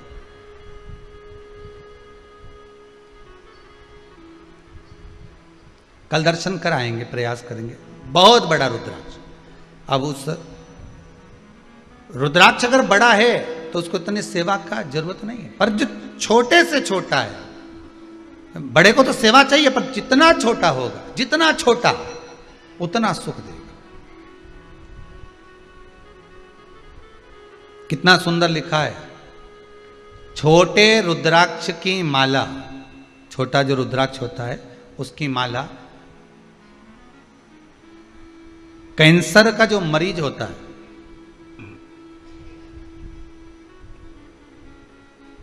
अगर वो फर्स्ट स्टेज का कैंसर भी है, छोटे रुद्राक्ष अगर अच्छे हैं, 3 मुखी से लेकर 5 मुखी, 7 मुखी, 9 मुखी, 11 मुखी छोटा रुद्राक्ष मिल जाए, उसकी माला अगर पानी में डाल दी जाए और उस पानी को वो मन का ही डाल दो, उसी का पानी थोड़ा थोड़ा कैंसर के मरीज को सुबह दोपहर शाम श्री शिवाय नमस्तुभ्यम का जाप कर कर, पंचाक्षर ओम नमः शिवाय का जाप कर कर, शंकर शिव का नाम लेकर, महाकाल बाबा का नाम लेकर, विश्वेश्वर विश्वनाथ का नाम लेकर, केदारेश्वर का नाम लेकर, 12 ज्योतिर्लिंग का स्मरण कर कर अगर वो आचमन करना प्रारंभ कर दे तो कैंसर रोग में भी आराम मिलना प्रारंभ हो जाता। केवल आचमन ही नहीं करना है, अगर स्त्री है तो अपने उल्टे हाथ पर भी उस मनके की माला को लपेट सकती है। पुरुष है अपने राइट हैंड में उस माला को, अगर कैंसर से पीड़ित व्यक्ति है, रोग से बहुत पीड़ित व्यक्ति, उसको बल मिलता है, उसको पावर मिलता है, उसको एक एनर्जी, उसको एक तेज मिलता है रोग से लड़ने का।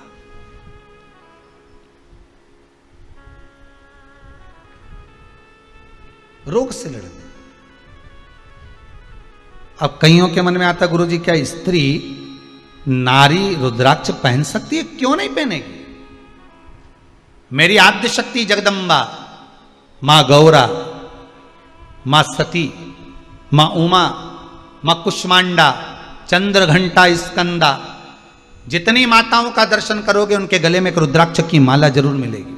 अगर गले में नहीं मिली, हस्त कमल पर मिलेगी। हस्त कमल पर नहीं मिली तो कहीं ना कहीं उनके पास में उस रुद्राक्ष की महत्वता है।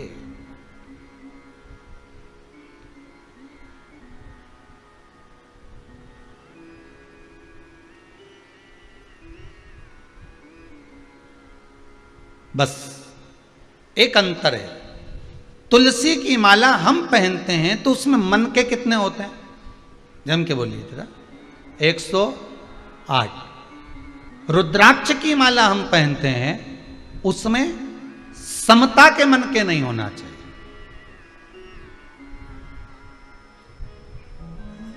उसमें समता के मन के नहीं होना चाहिए, उसमें प्रयास रहे विषमता के मन के।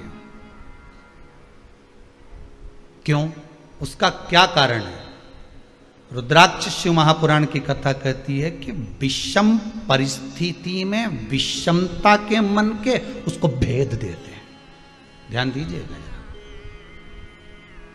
विषम परिस्थिति में व्यक्ति रुद्राक्ष कब पहनता है? व्यक्ति रुद्राक्ष की माला कब धारण करता है, व्यक्ति रुद्राक्ष कब पहनेगा? अरे बोलो तो, जब उसको कोई तकलीफ आती है, अब महाराज जी बताओ मेरे को तकलीफ है क्या करूं? 7 मुखी रुद्राक्ष पहन ले, मेरा व्यापार नहीं चल रहा 7 मुखी पहन ले, मेरे को ये शरीर में कष्ट हो रहा है, घुटने दुख रहे हैं, कमर दुख रही, 5 मुखी पहन ले, मेरे यहाँ संतान नहीं 9 मुखी पहन ले, मेरे यहाँ ऐसा हो गया 11 मुखी पहन ले, ब्लड प्रेशर गड़बड़ हो गया 12 मुखी पहन ले। तो ये रुद्राक्ष कब व्यक्ति पहनता है? जब उसको कुछ कष्ट होता है, मतलब विषम परिस्थिति है उसकी विषम परिस्थिति है, तब वो रुद्राक्ष धारण कर रहा है। तो विषम परिस्थिति में विषमता के ही रुद्राक्ष उसका भेद कर देते, उसको भेद देते।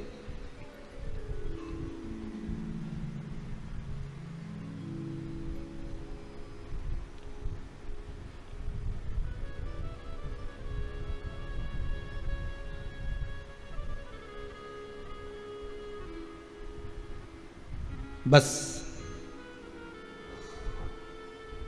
समता और विषमता में एक अंतर और देख लीजिए। चक्रव्यूह किसको घेरा था? जम के बोलो, अभिमन्यु। कौन गया था अंदर? अभिमन्यु। प्राण छूट रहे हैं, भीष्म पितामह की आंख से आंसू बह रहे हैं। इशारे में पूछ लिया, तुझे ये चक्रव्यूह में घुसना किसने बताया था? कहा, जब मेरी माता के गर्भ में कष्ट हो रहा था, मेरी माता के उदर में कष्ट हो रहा था, ना मेरी माता को नींद आ रही थी, ना मुझे आ रही थी। मेरे पिता चक्रव्यूह की रचना बता रहे थे। मतलब कष्ट में, विषमता में वो सीख गया था कि मुझे अंदर जाना है। पर बाद में समता का जब समय आया, मेरी माता को नींद आई। समता के समय तो विषमता में प्रवेश करना तो सीख गया, पर निकलना नहीं सीख पाया। अगर थोड़ी विषमता और रहती तो भेद कर कर बाहर आ जाता मैं।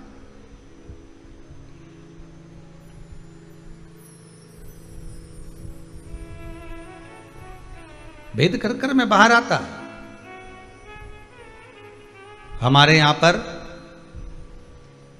3 रोटी खाओ तो घर की माताएं कहती थोड़ा आधा टुकड़ा और लेना पड़ेगा, 3 तिगाड़ा काम बिगड़, लो जरा इतना सा टुकड़ा और लो।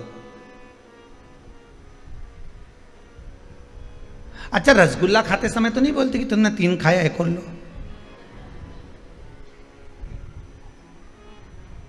या सुनार की दुकान पर 3 आइटम लिए हों और मां बोल दे कि नहीं 3 तिगाड़ा, या तो एक और दिलाओ, नहीं तो एक कम का तो बोलेगी नहीं, एक और दिलाओ। मतलब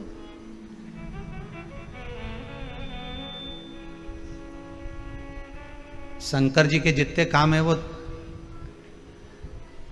जल की जो पात्र रखा रहता है जलाधारी, वो भी 3 पाए, ब्रह्मा विष्णु महेश।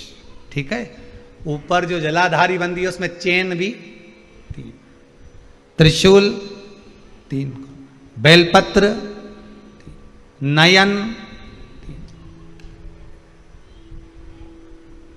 त्रिपुंड, त्रिलोकी का नाथ।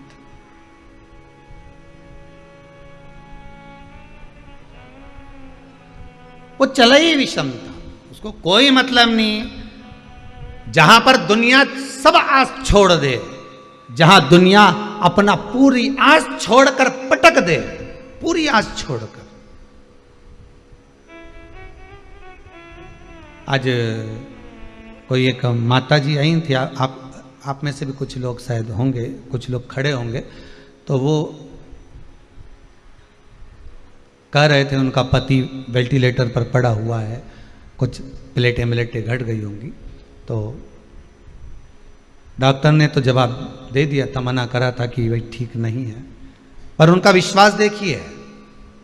उस व्यक्ति की पत्नी शिव महापुराण की कथा सुनती थी, आज ही का चरित्र है, और शायद कुछ विभाग में अच्छी पोस्ट पर उनका पद। पत्नी ने कहा बस मैं हॉस्पिटल से मुझे एक बार जाना है कुबेरेश्वर धाम, फिर जो होगा देखा जाएगा। आप में से कोई खड़ा होगा तो उसको मालूम होगा कि वो शब्द थे उनके कि हम 1 किलोमीटर दूर ही रह गए थे और डॉक्टर ने फोन कर कर कहा कि अब अच्छे होने की आस बढ़ गई है। मतलब वो त्रिगुणाकार है, वो त्रिकालदर्शी है, वो त्रिलोकी का नाथ है, वो कैलाशी, वो अविनाशी है। विषम परिस्थिति में विषमता में रहने वाला ही काट सकता है, समता में नहीं। डनलप के गद्दे पे सोने वाले को कह दो कि रात्रि को तुम्हें चौकीदारी करना है, करेगा?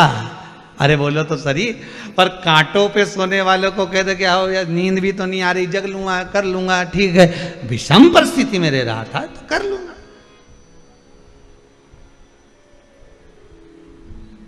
जिसने जिंदगी में कभी नीम का रस नहीं पिया, करेले का जूस नहीं पिया, जरा सा भी कड़वा खाए ही नहीं, और उस व्यक्ति को कह दो कि अब तुम्हारा स्वास्थ्य गड़बड़ चल रहा है, तुम्हें तो करेले का जूस पीना ही पड़ेगा, कि मरी जाऊं पर नहीं पीऊं, नहीं पीऊं तो मरी जाऊं पर नहीं पीऊं, या करेले का जूस नहीं पीऊं। और पिला भी दिया जबरदस्ती तो नहीं पीऊं, मरी जाऊं पर नहीं पीऊं। शिव पुराण की कथा कहती है। इसलिए ये जो समय चक्र है ना, ये मनुष्य का जो समय चक्र चलता है ना, ये दोनों चीज दिखाता है, सुख भी दिखाता है, दुख भी दिखाता है। सम परिस्थिति भी दिखाएगा तो विषम परिस्थिति भी दिखाएगा, वो विषमता भी दिखाएगा कि विषमता में हमें जीना कैसे है। पहले खूब रसगुल्ला खा लिया, पेड़ा खा लिया, बहन क्या गए थे राखी मनवाने के लिए तो 2-2, 4-4 सोन पपड़ी भी खा गए। अब तो क्या शुगर हो गई, अब कुछ नमकीन हो तो दे दो। नमकीन तो है पर तला हुआ मत दो, ब्लड प्रेशर है, वो भी नहीं चाहिए। अब पहले तो खूब खाया, मतलब सुख का जो समय था, समता का जो समय था, उसमें भोग तो बहुत करा। अब विषम परिस्थिति आई है तो उसमें थोड़ा सा निर्वाह करना सीखो, मत खाओ थोड़ा सा मीठा।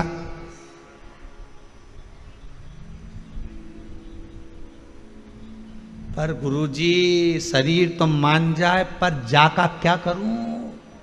ये 2 तोला की है नी, टर टर करे, बस जे गड़बड़ करे।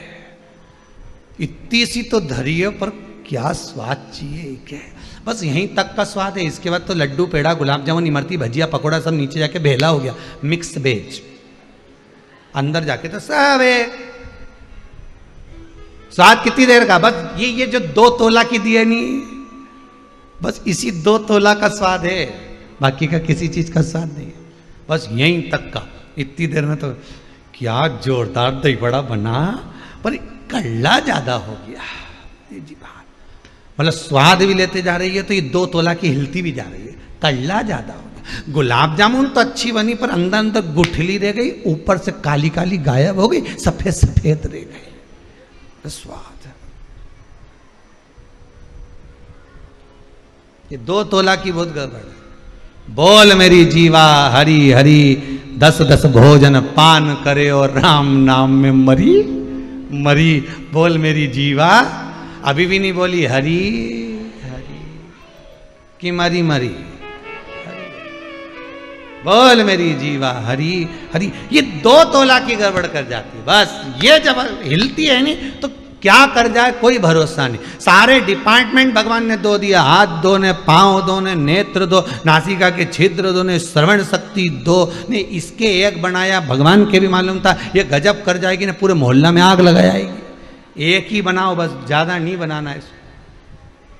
ये बहुत गड़बड़ करती है। भगवान ने बनाया तो बनाया, 3 जगह से बांध दिया। जीवान को कांच में उठाकर देखना, नीचे से कसी हुई है, ज्यादा मत बोलना। तो भी बोली तो क्या 32 सैनिक लगा दो, 32 दांत लगा दिए। कि फिर भी बोले तो क्या फाटक लगा दो, होठ लगा दिए, तो भी चुप नहीं रहे। और बोलने का मौका आ जाए तो कह दे खाया बिना रह जाऊं, पर बोला बिना, फिर भी बोले।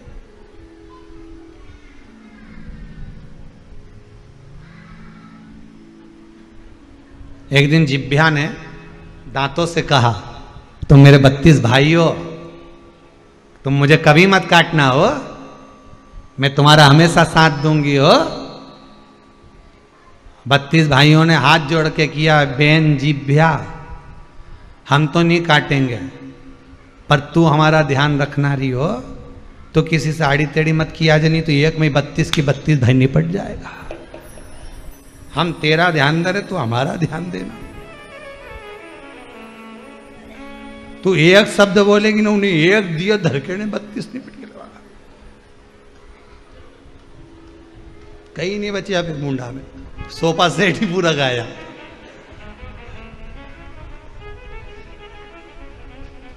भगवान ने सागौन की चौखट दी और क्या साजड़ के लगा था, फिर हो गया है? तो क्या बचा। अब विषम परिस्थिति में विषमता के मन के ही आपको काम कर जाएंगे। शिव विषमता के, इसलिए तेरी शरण भोले तेरी शरण,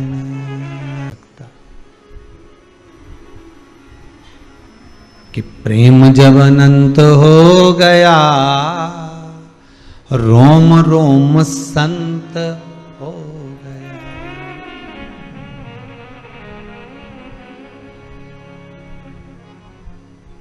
जितनी शक्तिपीठ है,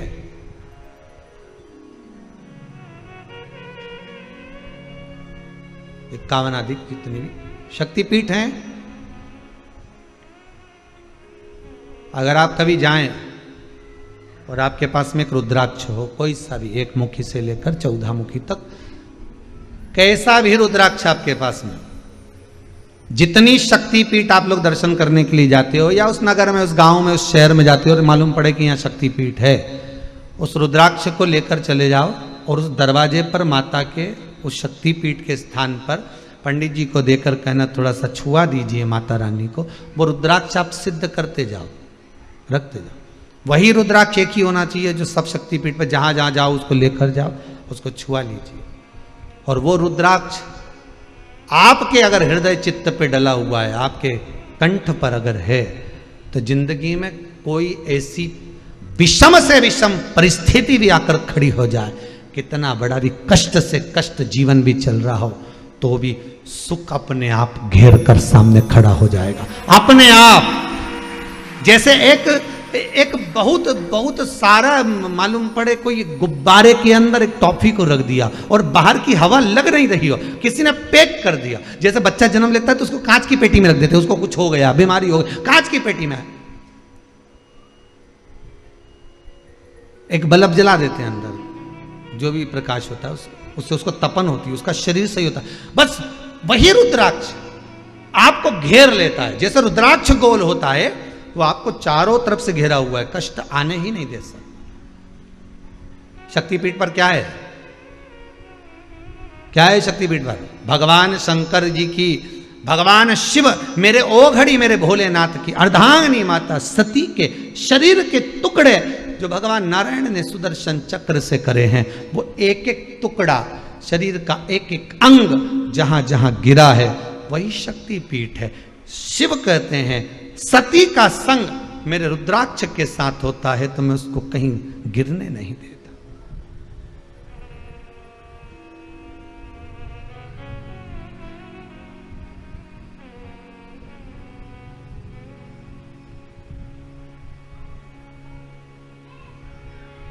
मैं उसको कहीं गिरने नहीं देता।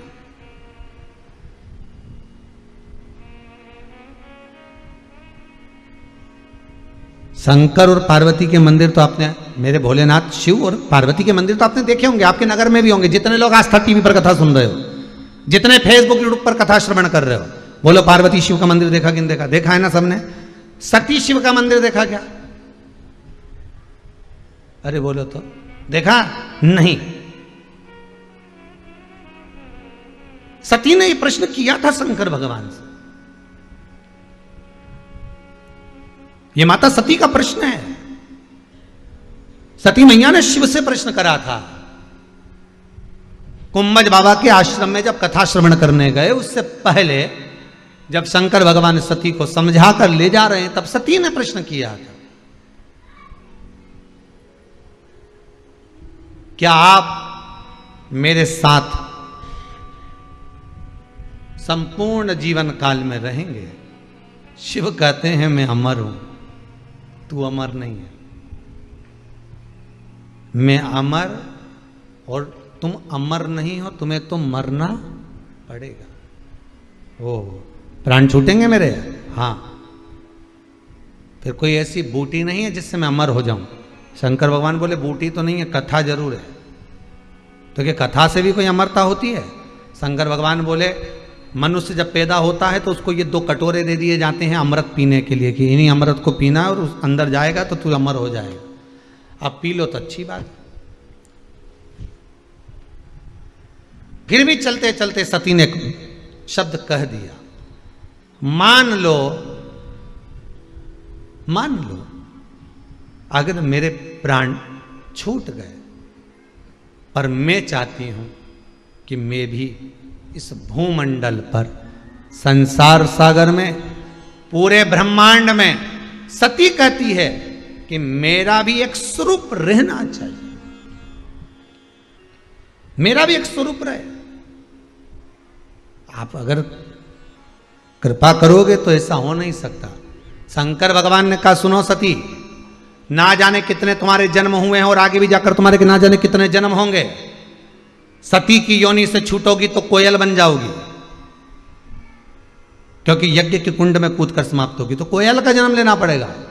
कोयल की योनि से छूटोगी तब जाकर पितरों की कन्या के गर्भ से तुम जन्म लोगी और तुम्हारा नाम पार्वती होगा। ठीक है, पार्वती आपके साथ रहे, घर घर मंदिर मंदिर देवालय देवालय में पार्वती शिव की पूजन हो, क्योंकि मेरा ही एक स्वरूप है। पर मैं चाहती हूं मेरा नाम, मेरा संबोधन, मेरा शब्द प्रत्येक भूमंडल पर चले। तब शिव ने कहा बोलो तो तुम चाहती क्या हो? सती के शब्द हैं।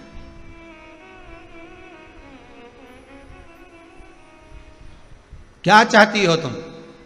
सती कहती है मेरा संबोधन।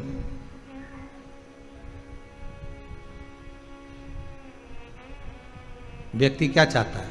उसका नाम, संबोधन। शिव जी ने वर दे दिया सती चलो मेरे साथ कुंभज ऋषि की आश्रम कथा सुनने के लिए। मैं तुम्हें वर देता हूं सती, मृत्यु लोक में भूमंडल पर जितनी नारियां, कन्याएं, स्त्रियां जन्म लेगी उसमें एक अंश सती तुम्हारे सातित्व का रहेगा। नारी में एक अंश तुम्हारे सातित्व का रहेगा। जो पति की निंदा नहीं सुन पाई और अपने प्राणों को त्याग दिया, तो नारी में एक अंश सती का रहता है। इसलिए स्त्री को कई बार कहते हैं कितनी सातित्ववान है, कितनी सती प्रिया है।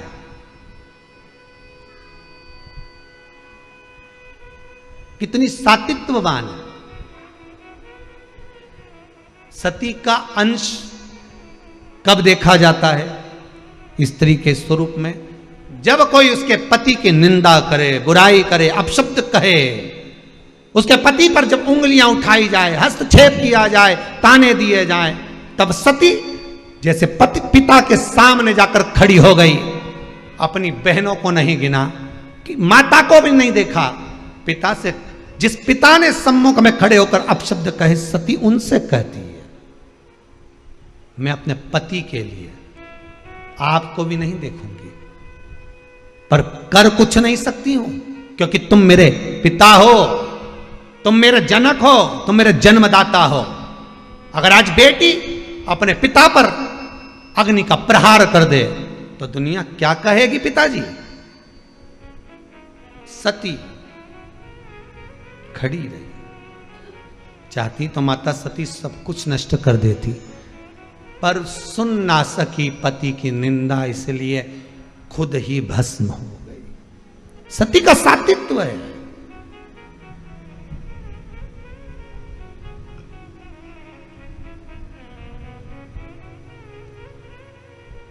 उसको सती कहा जाता था।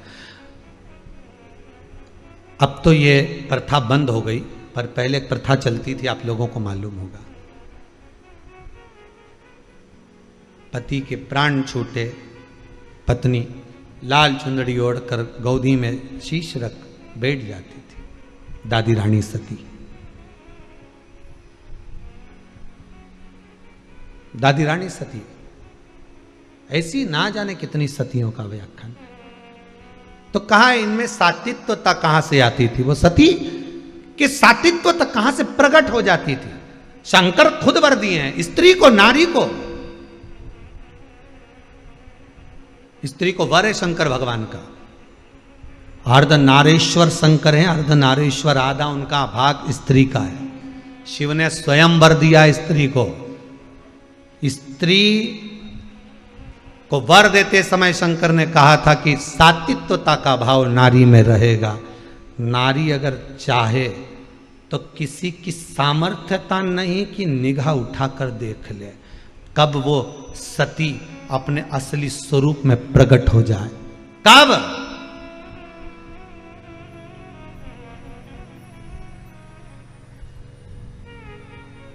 आज अपने बच्चों को, आज अपनी बेटियों को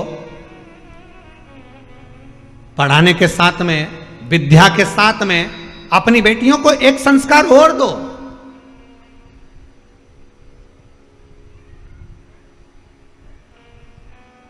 कि वस्त्र श्रेष्ठ पहने, और अगर वस्त्र श्रेष्ठ पहने हैं और फिर किसी ने अगर ठिठोली करी है, फिर किसी ने अगर उंगली उठाई है, किसी ने अपशब्द कहा है, तो उसका जवाब कोई दूसरा नहीं देगा। उसका जवाब आपको सती बनकर देना पड़ेगा। सती का मतलब यह नहीं कि भस्म होकर, भीतर से रोकर, अपने आप को तोड़कर, नहीं। सती ने संवाद कराए, दक्ष प्रजापति के सम्मुख में खड़ी हुई है सती। सामर्थ्यता किसकी है? जो आपको निगाह उठाकर देख ले। सामर्थ्यता किसकी है?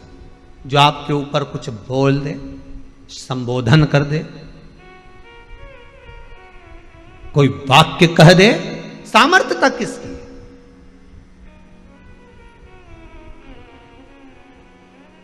किसकी सामर्थ्य?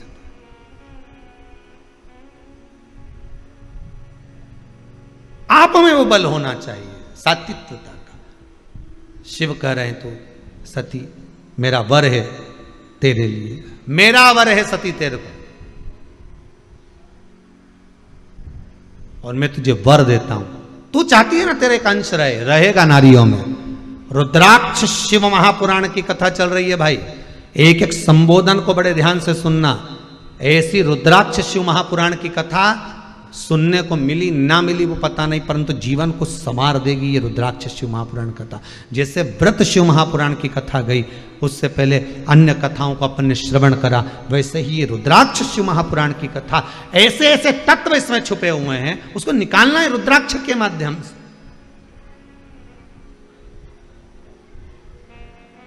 उन तत्वों को निकालना है हमको।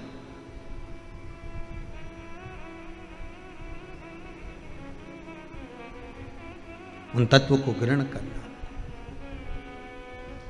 कहां सती सती शिव कह रहे हैं तेरे में वो बल है सती। मृत्यु लोक में जो स्त्री, मृत्यु लोक में जो कन्या, मृत्यु लोक में जो नारी, मृत्यु लोक में जो स्त्री जाएगी, उसको तेरा एक अंश दिया जाएगा, तेरा एक अंश दिया। और मेरा इस भारत की भूमि की सभी माताओं को, सभी बहनों को, सभी बेटियों को, सभी जीजियों को मैं हाथ जोड़कर निवेदन करूं, आप में वो बल छुपा है। किसी की सामर्थ्यता नहीं कि कोई आप पर दृष्टि डाल दे, किसी की सामर्थ्यता नहीं कि कोई आप पर उंगली उठा दे। बस आप सती का भाव अपने भीतर रखिए, सात्विकता अपने भीतर रखिए।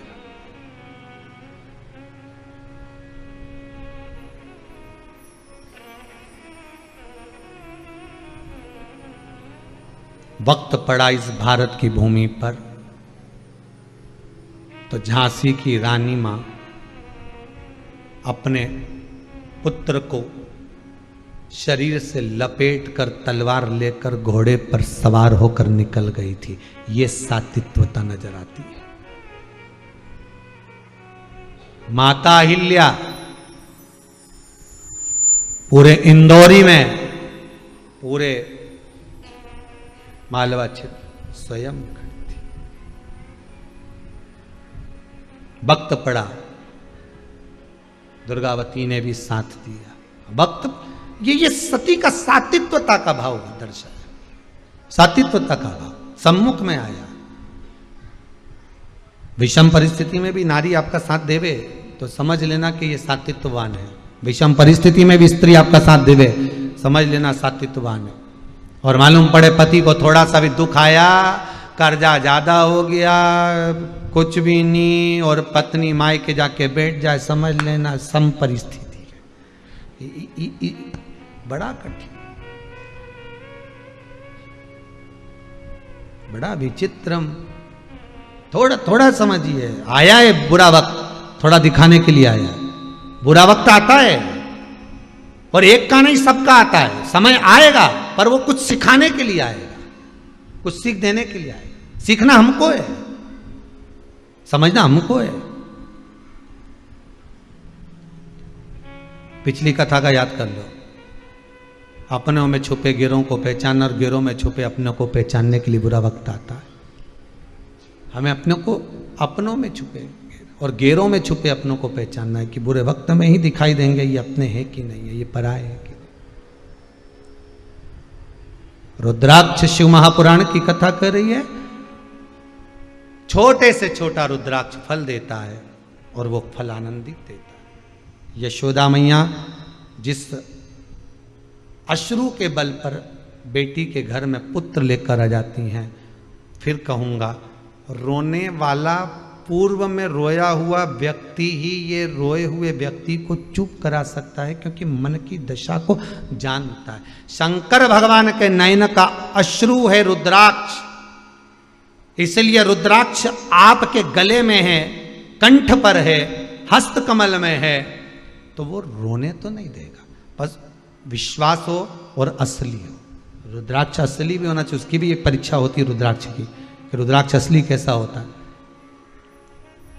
कोई कितना ही ISI मार्क लगा कर दे दे, पर उसकी भी एक परीक्षा होती है रुद्राक्ष। पर परीक्षा में पास भी होना चाहिए। तुम्हारी भी एक आध परीक्षा होना चाहिए। इतने साल से शिव पुराण सुन रही है, शंकर की हुई कि नहीं हुई देखे तो एक आध परीक्षा हो सकता है। कभी कोई एक आध कथा परीक्षा पे ही बाज दें अपन, अपने कहीं भरोसा है।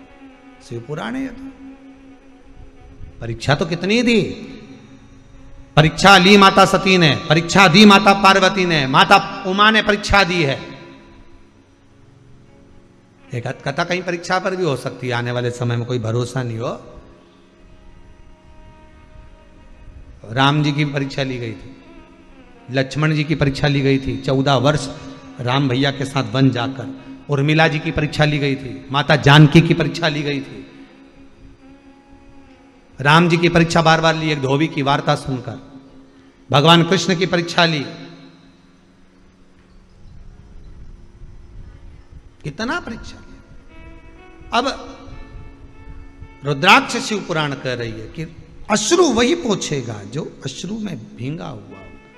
और शंकर रुद्र है, रुदन भी शिव है, और वही रुद्राक्ष गले में जब धारण होता है, वही रुद्राक्ष जब शरीर पर आता है तो वो भी विषम परिस्थिति से अश्रु को पोंछ देता है। वही रुद्राक्ष